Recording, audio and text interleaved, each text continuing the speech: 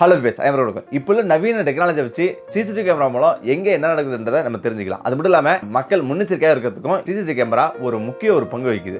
மூன்றாவது கண் அப்படின்னு அழைக்கப்படுது. இப்போது நம்ம சொல்ல போவோம் இந்த வீடியோவில் கூட தன் மகளுக்காக அறையில அவருடைய தாய் ஒரு சிசிடிவி கேமரா பொறுத்துறாங்க. ஆனா ஒரு விதத்துல அது பாதுகாப்புக்காக அங்க வைக்கப்பட்டது. ஆனா வேற ஏதோ நடந்த போது அம்மா அதிர்ச்சி அடைஞ்சா. அப்படி என்ன நடந்தது அப்படின்றத கேட்டு நீங்களே அதிர்ச்சி அடைவீங்க. இது ஏதோ கதை நினைக்க வேண்டாம், இது உண்மையிலே நடந்த ஒரு சம்பவம். அம்மா ஏன் தன்னுடைய மகளுக்கு அறையில சிசிடிவி கேமரா பொறுத்துறாங்க, அதன் பிறகு அந்த அறையில என்ன நடந்தது, இந்த சம்பவம் எங்க நடந்தது, இந்த வீடியோ மூலம் தெரிஞ்சுக்கலாம். அமெரிக்காவில் மிசிசிப்பின்ற ஒரு சிறிய நகரத்தில் நடந்ததுதான் இந்த சம்பவம். ஒரு சிறிய குடும்பம் இருக்கு. அந்த குடும்பத்துல 4 பிள்ளைங்க வந்திருக்காங்க. அந்த குடும்பத்துல அப்பா அம்மா அவங்க 2 பேரும் வேலைக்கு போறாங்க. இருந்தாலும் 4 குழந்தைங்க வந்திருக்காங்க. அந்த 4 குழந்தைகளை பாத்துக்கிறதுக்கு அவங்களுக்கு ரொம்பவே கஷ்டமா இருக்கு. அவங்க ஆராய்ச்சி கூடத்துல வேலை செய்யறாங்க. அவங்க ஆராய்ச்சி கூடத்துல வேலை முடிஞ்சோடனே வீட்டுக்கு வந்த பிறகு பிள்ளைங்களோட எப்பொழுதுமே சத்தம் இருந்துட்டே இருக்கும். ஆனால் அப்படி சத்தம் இருந்தாலும் அவங்க ஜாலியா எப்போதுமே என்ஜாய் பண்ணிட்டு இருப்பாங்க. உங்களுக்கு என்ன ஒரே கவலை அப்படின்னா தன்னுடைய சிறிய மகளுக்கு அடிக்கடி வலிப்பு ஏற்படும். அதனால எப்போதுமே கவலையா இருப்போம். அடிக்கடி திடீர்னு மயங்கி கீழே வந்து விழுவா. அதனால பாதுகாப்பது ரொம்ப கஷ்டமா இருக்கு. டாக்டரும் இந்த மாதிரி ஒரு விஷயத்த சொல்றாரு. உங்களுடைய சின்ன மகள் மேல ஒரு கண்ணை நீங்க வச்சிருக்கணும். அப்படி இல்லைன்னா பெரிய பாதிப்பு ஏற்படுற மாதிரி இருக்கும் அப்படின்னு சொல்றாரு. எல்லாத்தையும் அக்செப்ட் பண்ணிட்டு இவங்க வாழ்றாங்க. ஆனாலும் சில சமயங்கள்ல அவனுடைய மகளை காண முடியல. இப்பதான் என்ன பண்றாங்கன்னா ஒரு போஸ்டர் பாக்குறாங்க. ரிங் கம்பெனில இருந்து ஒரு விளம்பரம் இருக்கு. அந்த விளம்பரத்துல இது மாதிரி இன்னைக்கு ஆஃபர், அதாவது ஒன்னு வாங்கினா ஒன்னு ஃப்ரீ அப்படின்னு சிசிடிவி கேமரா ஆஃபர் கொடுக்குறாங்க. அந்த ஆஃபரை பார்த்துட்டு சரி நம்ம வீட்டுக்கு மகள்களுக்காக கண்டிப்பா வாங்கிட்டு போகணும் அப்படின்னு நினைச்சிட்டு அந்த கம்பெனில போயிட்டு கேட்கறாங்க. இது மாதிரி எனக்கு சிசிடிவி கேமரா வேணும், பிள்ளைங்களாம் வந்திருக்கு, அவங்களுடைய அறையில பொருத்தணும், பாதுகாக்கிறதுக்காக தான் இந்த ஒரு விஷயம். அதாவது அவங்கள கவனிக்க முடியல, நான் வேலைக்கு போனப்ப நான் பாத்துக்கிறதுக்காக தான் எனக்கு சிசிடிவி கேமரா எனக்கு தேவைப்படுதுன்னு சொல்றாங்க. வீட்டில் ஃபிட் பண்றாங்க. தன்னுடைய சிறிய மகள் அறையில ஒரு சிசிடிவி கேமரா பொறுத்துறாங்க. ஹாலில் ஒரு சிசிடிவி கேமரா பொறுத்துறாங்க. ஏன்னா அவங்க அடிக்கடி மயங்கி கீழ் விழுறதால இவங்களுக்கு என்ன நடக்குதுன்னு ஒண்ணுமே புரியாம வந்திருக்கும். சிசிடிவி கேமரா பொறுத்திட்டு தன்னுடைய மொபைல்ல அவங்க பாத்துக்கிற மாதிரி செட் பண்றாங்க. செட் பண்ணிட்டு இப்ப அவங்க வேலைக்கும் போயிடுறாங்க. இப்படியே நாட்கள் கிடக்குது. ஆனா கடந்த ஜனவரியில ஒரு நிகழ்வு நடந்தது. ஜனவரி 25ஆம் தேதி அவங்க ஆபீஸ் போயிட்டு இருந்தபோது சின்ன மகள் உள்ள அறையில ஏதோ பயங்கரமான சவுண்டு கேட்டிருக்கு. அந்த சிறுமி அங்கே இங்கே ஓடி ஏதோ ஒரு விஷயம் நடக்குது அப்படின்னு பயப்படுறான். இருந்தாலும் வெளியே அவங்க அப்பாட்ட சொல்லும் போது அவங்க அப்பா கவனிக்கிறாரு. ஆனா எதுவுமே இல்லை. மன விபத்துல உனக்கு அப்படி தெரிஞ்சிருக்கும் அப்படின்னு அவர் சொல்றாரு. கொஞ்ச நேரம் கழிச்சு திரும்ப வரா. கொஞ்ச நேரம் படுத்திருக்கா. ஆனாலும் அந்த சவுண்ட் கேட்டிருக்கு. ஆனால் திரும்பி பார்க்கறா, யாரோ நிக்கிற மாதிரி அதிர்ச்சி அடைறா. வெளியில ஓடுறா. வெளியில ஓடி தன்னுடைய அப்பாட்ட சொல்றா.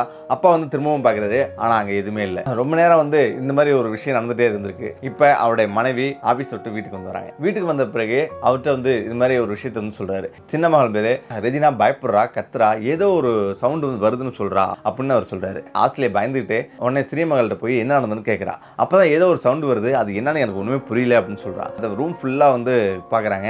மனப்பிரம தான் அப்படின்னு நினைச்சிட்டு போயிடுறாங்க. மறுநாளும் ஆபீஸ் போறாங்க. ஆனா அந்த நேரத்துல இன்னொரு பயங்கரமான விஷயம் நடக்குது. இப்ப 2 பேருமே அதாவது அன்னைக்கு முதல் நாள் அவங்க அப்பா இருந்தாரு. அன்னைக்கு மறாத நாள் 2 பேருமே இப்ப வேலைக்கு போயிடுறாங்க. வீட்டுல யாரும் இல்ல. இந்த நேரத்துல தான் சிசிடிவி கேமரால திரும்ப பயங்கரமான சவுண்ட் வருது. ரெஜினா பயந்துகிட்டே வெளில ஓடி வருது. ஒரு குரல் வருது. என்னன்னு அந்த சிறுமிக்கு புரியல. எல்லா சைடும் பாக்குறா. கேமரால இருந்து சத்தம் வருது. கேமரா பாரு, கேமரால இருந்து நான் பேசுறேன் அப்படின்னு சத்தம் வருது. நான் தான் அம்மா, நான் விளையாட்டுக்காக இந்த மாதிரி பண்றேன் அப்படின்னு ஏதோ பேசிட்டு இருக்கு. அந்த சிறுமிக்கு ஒண்ணுமே புரியல. நீ விளையாடாத, எங்க அம்மா ஆம்பளை குரல்ல பேச மாட்டாங்க அப்படின்னு அது சொல்லுது. நான் ஆம்பளை குரல்ல பேசுறேன், நான் ஜாலியா பேசிட்டு இருக்கேன் உன்கிட்ட அப்படின்னு சொல்லுது. ஆனா அந்த சிறுமி பயந்துட்டு வீட்டை விட்டு வெளியாகுது. திரும்பவும் அறைக்குள்ள பார்க்கும்போது ஏதோ கருப்பா நிக்கிற மாதிரி இருக்கு. இப்ப அவங்க அப்பாட்ட ஃபோன் பண்ணி இந்த மாதிரி ஒரு விஷயத்த சொல்றோன்னே அவங்க அப்பா உடனே வந்துடுறாரு. உடனே அம்மா இந்த மாதிரி பேசுனதா உடனே சொல்றாங்கன்னு உடனே ஆஸ்திரேலியாவுக்கு ஃபோன் பண்ணி என்ன இந்த மாதிரி குழந்தைகள்கிட்ட விளையாட்டுத்தனமா பேசுனியா, இதை கிண்டல் அடிச்சியா அப்படின்னு சொல்றாரு. அப்படிலாம் ஒண்ணும் இல்லையே, அப்படிலாம் நான் ஒண்ணுமே செய்யலையே அப்படின்னு அவர் சொல்றான். இந்த நேரத்துல தான் அவங்க அப்பா ரெஜினாவிட்ட என்ன கொஞ்சம் விளக்கமா சொல்லு அப்படின்னு கேட்கிறாரு. சவுண்ட் இடத்த அந்த சிறுமி காட்டுறா. சிசிடிவி கேமரா இருக்குல்ல, அதுக்கு நேரா காட்டுறாங்க. அவங்களுக்கு ஒண்ணுமே புரியல. இப்ப என்னன்னா சிசிடிவி கேமரா அங்கதான் சவுண்ட்ல இருந்து எல்லாமே வரும். அதனால அந்த இடத்துல நின்றுட்டு மேல இருந்து பாக்குறாரு. ஏதோ ஒன்று நடந்திருக்கிறத மட்டும் அவர் கவனிக்கிறாரு. இந்த இடத்துல தான் திரும்ப அவங்க மனைவி வந்தோடனே இங்க இந்த கேமரால தான் ஏதோ ஒரு நடந்திருக்கு அப்படின்னு சொல்றோன்னே 2 பேரும் சேர்ந்து கேமரால என்ன நடந்திருக்கு அப்படின்னு திரும்ப ஃபோன் பண்ணி அந்த கம்பெனில விசாரிக்கிறாங்க. அப்ப ஃபோன் பண்ணும்போது எதுவுமே தெரியல. ஃபோன் பண்ணும்போது அங்க போனே எடுக்கல, அது லைனே போகல. அப்பதான் அவங்களுக்கு புரியுது ஏதோ நம்ம ஏமாற்றப்பட்டிருக்கோம் அப்படின்னு. இது எல்லாமே ஃபேக் கம்பெனி, ஏதோ ஒரு விஷயத்துக்காக பண்றாங்க அப்படின்னு புரியுது. இந்த நேரத்துல தான் அவன் வெயிட் பண்றா. வெயிட் பண்ணி பாக்குறா என்னதான் நடக்குது அப்படின்றது அவளுக்கு ஒண்ணுமே புரியல. இப்ப மறாத நாள் வேலைக்கு போலாம்னு நினைக்கிறா. ஆனாலும் இங்க ஏதோ ஒரு விஷயம் நடக்குது. இதனால நம்ம இன்னைக்கு வேலைக்கு போக வேண்டாம் அப்படின்னு வேலையை ஸ்டாப் பண்றா. வேலையை ஸ்டாப் பண்ணி என்ன நடக்குதுன்னு கவனிக்கிறா. கம்ப்யூட்டர்ல கனெக்ஷன் பண்ணி என்ன நடக்குதுன்னு கவனிக்கிறாங்க. இப்ப சிசிடிவி கேமரால பேச்சு வருது. ஆனா இவங்களோட மொபைலுக்கு அந்த பேச்சு வரல. கம்ப்யூட்டருக்கு பேச்சு வரல. சைட்ல போனை வச்சு ரெக்கார்டர் வச்சு கவனிக்கிறாங்க. இந்த சிறுமி உள்ள போனோடனே சவுண்ட் கேட்குது. அப்பதான் யாரோ ஹேக் பண்ணி ஏதோ பண்றாங்க அப்படின்றது மட்டும் புரியுது. இந்த நேரத்தில் தான் ஸ்ட்ரெயிட்டா கேமராட்ட நீங்க யாரு, என்ன நடக்குது அப்படின்னு கேட்கறாங்க. சைலண்டா இருந்திருக்கு. கொஞ்ச நேரம் சைலண்டாக இருந்துட்டு ஆஸ்திரேலியா பயங்கரம் பயந்துடுறா. உடை மாற்றுறது போகிறது இந்த மாதிரி விஷயங்கள்லாம் நிறைய வந்து நடக்குது. நிறைய தனிமையில் இருந்த விஷயங்கள்லாம் அந்த ரூமில் வந்து நடந்திருக்கும். அதனால அவள் பயப்படுறா. யாரோ ஒரு விஷமத்தை வந்து இந்த மாதிரி ஒரு விஷயத்த பண்ணுறாங்கன்னு மட்டும் அவங்களுக்கு வந்து புரியுது. கொஞ்ச நேரம் கழிச்சு ஒரு ஃபோன் கால் வந்து வருது. அந்த ஃபோன் காலில் என் பேர் ஜான், உங்கள் சிசிடிவி கேமரா வந்து ஹேக் பண்ணுறேன் அப்படின்னு எல்லா விஷயத்தையும் சொல்கிறாங்க. அவங்களுக்கு ஒன்றுமே புரியல. டக்குன்னு அவங்க எல்லாத்தையும் ரெக்கார்ட் பண்ண ஆரம்பிக்கிறாங்க. அந்த நேரத்தில் தான் நீங்கள் யார் என்னென்னு உண்மை சொல்லுங்கள் அப்படின்னு சொல்கிறாங்க. உங்களுடைய வீடியோ எல்லாமே என்கிட்ட இருந்திருக்குது. $50,000 வந்து அனுப்பல அப்படின்னா கண்டிப்பாக இந்த வீடியோ வந்து வெளியிட்டுரும் அப்படின்னு சொல்கிறாங்க. அதனால் பயந்து போய் வந்து யோசிக்கிறா. அந்த நேரத்தில் தான் சரி கணவன்ட்டு சொல்லலாமா வேணாமான்னு யோசிக்கிறா. அவங்க 2 பேருமே இப்போ வந்து தைரியமாயிடுறாங்க. ஏதோ ஒரு விஷயம் நடக்குது, அது என்னன்னு கண்டுபிடிப்பன்ட்டு பில்டிங்கில் என்ன இருக்குன்னு கண்டிப்பாக கண்டுபிடிக்கணும்னு ஒரு திட்டம் போடுறாங்க. அதனால அந்த பில்டிங் முழுவதும் சோதனை செய்கிறாங்க. உடனடியாக அந்த சிசிடிவி கேமராவை கழட்டுறாங்க. கழட்டிட்டு திரும்ப தூக்கி போட்டு வேற சிசிடிவி கேமரா ஒரு நல்ல கம்பெனிலேருந்து சிசிடிவி கேமரா வாங்கி பொருத்துறாங்க. சிசிடிவி கேமரா பொருத்தி 1 மணி நேரத்திலே வந்து ஹேக் ஆகுது. அதனால அதிர்ச்சி அடைஞ்சவங்க ஏதோ ஒரு மர்மம் மட்டும் இந்த வீட்டில் நடக்குதுன்றது மாதிரி புரிஞ்சுக்கிறா. இந்த நேரத்தில் தான் கொஞ்ச நேரம் வெயிட் பண்ணுறா. கொஞ்சம் உள்ள போய் அந்த சிறுமி வீட்டை ஃபுல்லாக வந்து சுத்தம் பண்ணுறா. ஏன்னா அந்த வீடு வாங்கி 2 மாதம் மட்டுமே முடிஞ்சிருக்கு. அவளுடைய ஆஃபீஸுக்கு பக்கத்துலேயே அந்த வீடு வந்து பார்த்துருந்தா. ஒரு தனிமையான வீடுன்றதால இது ஏதோ ஒரு விஷயம் இருக்குன்ட்டு அந்த வீடு ஃபுல்லாக செக் பண்ணிருக்கா. அந்த சிறுமியோட ரூமுக்கு பக்கத்தில் ஏதோ ஒரு சின்ன ஓட்ட மாதிரி இருக்கு. ஹோல் மாதிரி இருக்கிறதுல அந்த ஹோலில் வந்து தட்டி பார்க்குறா. ஆனால் தட்டி பார்த்தோன்னே தான் தெரியுது அது வந்து ஒரு டோர் கிடையாது, வால் கிடையாது, அது ஒரு டோர். அது தட்டி பார்த்தோன்னே டம் டம் சவுண்டு கேட்குது. ஒரு ஹேமர் ஒரு சுத்தி எடுத்து வந்து அடிக்கிறா. அடிச்ச பிறகு ஓப்பன் ஆகுது. பயங்கர ஒரு அதிர்ச்சி. ஏதோ ஒரு சுரங்கப்பாதை மாதிரி அதில் வந்து போகுது. என்ன நடக்குது அப்படின்னு எல்லாருக்குமே பயங்கர ஒரு அதிர்ச்சி. அவளும் வந்து இறங்கிடுறா. ஏன்னா அவருடைய கணவன் அன்னைக்கு வந்து வேலைக்கு வந்து போயிருக்காரு. அதனால இவன் தனிமையாக வந்திருக்கா.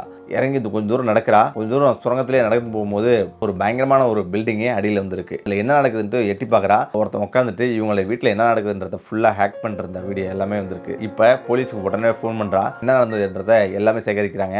அடுத்த 10 நிமிஷத்தில் அந்த வீட்டு ஓனரும் அங்கே வந்து வராரு. அப்போ போலீஸார் ஃபுல்லாக செக் பண்ணுறாங்க. வீட்டுக்கு வெளியில் உள்ள சிசிடிவி கேமரா வந்து பார்க்குறாங்க. அதை பார்க்கும்போது வெளியில் ஒரு புல்வெளியிலேருந்து ஒரு மனிதர் வந்து வெளியாகிற மாதிரி அந்த வீடியோவில் பதிவாயிருக்கு. யார் அது வேற யாரும் இல்லை, அந்த வீட்டு ஓனர் தான். அந்த வீட்டு ஓனர் அதுக்கு கீழே அந்த பில்டிங் அடியிலேயே ஒரு வீட்டை வந்து கட்டி இந்த வீட்டை வித்துட்டு அந்த பில்டிங் அடியில் அவர் தங்கியிருக்காரு. இந்த மாதிரி வேலைகள்லாம் பண்ணிட்டு அவர் ஈஸியாக ஹேக் பண்ணிட்டு எங்கிருந்தே எல்லா வேலையும் செஞ்சிருக்காரு. இந்த விஷயம் தெரிஞ்ச உடனே பயங்கர அதிர்ச்சி. உடனடியாக வந்து அவரை கைது பண்ணுறாங்க. விசாரணையில் போலீஸாரே அதிர்ந்து போகிறாங்க.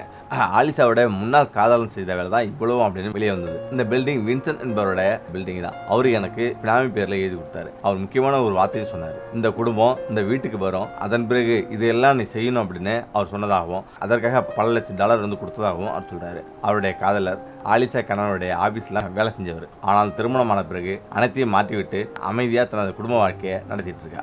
வின்சன் அந்த நிறுவனத்தில் வேலையை விட்டு நின்றுட்டாரு. தற்போது வின்சனை பிடிச்சி விசாரிக்கிறாங்க. பல திடுக்கிடும் தகவலை வெளியிட்டாரு. அவர் தான் ஆலிசாவை காதலிச்சதாகவும் ஆனால் அவர் என்னை புறக்கணிச்சு இவர் வந்து கல்யாணம் பண்ணதால இவர் ஒரு மிகப்பெரிய தொழிலதிபர் கோடீஸ்வரர் அப்படின்றதால ஏகப்பட்ட பணம் இவர்கிட்ட இருந்ததாகவும் அதற்காகவே ஆலிசா அவரை திருமணம் செய்ததாகவும் அவர் கூறுவார். வீடியோ எடுத்து அதன் மூலயமா பழி வாங்கணும்னு நான் நினச்சேன். அதனால தான் இவ்வளோ விஷயங்கள் நான் பண்ணேன். சொந்தமாக ஒரு நிறுவனத்தை ஆரம்பித்து அதன் மூலயமா பல வழிகளில் இவங்களை பழி வாங்கணும் அப்படின்னு அவர் ஒவ்வொரு விஷயமும் சொல்ல அதிர்ந்து போகிறாங்க.